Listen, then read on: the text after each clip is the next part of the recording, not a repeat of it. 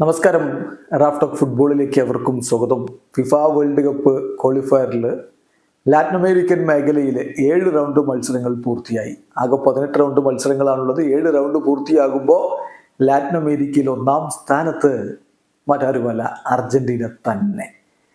ഇപ്പോൾ 7 റൗണ്ട് മത്സരങ്ങളിൽ ബൊളീവിയ വെനിസ്വലയെ ഏകപക്ഷീയമായ 4 ഗോളുകൾക്ക് തോൽപ്പിച്ചപ്പോൾ അർജന്റീന ഏകപക്ഷീയമായ 3 ഗോളുകൾക്ക് ചിലിയെ തോൽപ്പിച്ചു.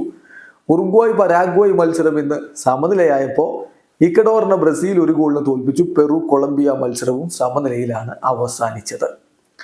ഏതായാലും നിലവിലെ പോയിന്റ് പട്ടിക ഒന്ന് എടുത്തു നോക്കുക.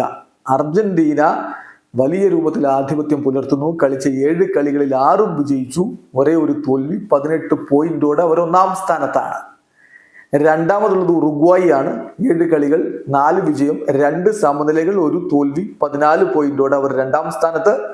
കൊളംബിയ 7 കളികളിൽ നിന്ന് 13 പോയിന്റോടെ മൂന്നാമത്. ബ്രസീൽ 7 കളികളിൽ നിന്ന് 10 പോയിന്റോടെ 4-ാം സ്ഥാനത്തേക്ക് ഉയർന്നിരിക്കുന്നു. ഇന്നത്തെ വിജയം അവരെ 6-ാം സ്ഥാനത്ത് നിന്ന് 4-ാം സ്ഥാനത്തേക്ക് കൊണ്ടുപോയിരിക്കുന്നു. വെനിസ്വല 7 കളി 9 പോയിന്റ് 5-ാമത്. ഇക്വഡോർ 7 കളി 8 പോയിന്റ് 6-ാമത്. പരാഗ്വായ് 7 കളി 6 പോയിന്റ്. ബൊളീവിയ 7 കളി 6 പോയിന്റ്. അവര് ഇപ്പം 7-8 സ്ഥാനത്ത് നിൽക്കുന്നു. ചിലി 7 കളികളിൽ നിന്ന് 5 പോയിന്റുമായിട്ട് 9-ാമതും. പെറു 7 കളികളിൽ നിന്ന് 3 പോയിന്റുമായിട്ട് 10-ാമതുമാണ്. ശ്രദ്ധിക്കേണ്ട കാര്യം, ആദ്യ 6 സ്ഥാനക്കാരാണ് നേരിട്ട് വേൾഡ് കപ്പിന് യോഗ്യത നേടുക. 7-ാമത് വരുന്ന ടീമിന് ഒരു ഇന്റർ കോണ്ടിനെന്റൽ പ്ലേ ഓഫ് കളിക്കാനുള്ള അവസരവും ലഭിച്ചേക്കും. അതായത് ഈ മാസം തന്നെ ഒരു റൗണ്ട് മത്സരം കൂടിയുണ്ട്, 8-ാം റൗണ്ട് മത്സരം. അതിൽ 11-ാം തീയതി പുലർച്ചെ 2 മണിക്കാണ് കൊളംബിയ വേഴ്സസ് അർജന്റീന മത്സരമെങ്കിൽ അന്ന് പുലർച്ചെ 2:30 ഇക്വഡോർ പെറുവുമായിട്ട് കളിക്കുന്നു.